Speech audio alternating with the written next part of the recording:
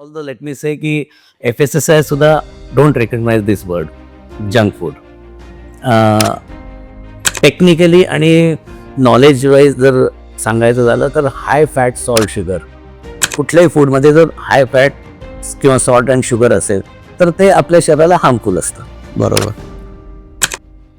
ती पदार्थ जर जास्त सेवन केलं तर तुमची आणि ते जर तुम्ही बाकी फिजिकल ॲक्टिव्हिटीज जर कमी करत असाल तर तुम्हाला ते हार्मफुल राहणारच आहे.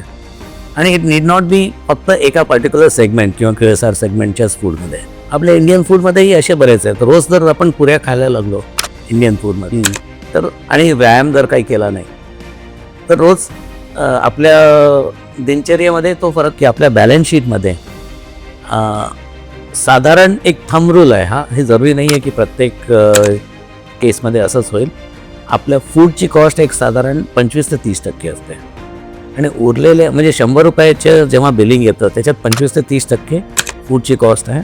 उरलेल्या कॉस्टमध्ये तुमची इलेक्ट्रिसिटी आहे, लेबर आहे, पाणी आहे, रेंटल आहे, हे सगळं तुमचं कवर आणि प्रॉफिट मार्जिन.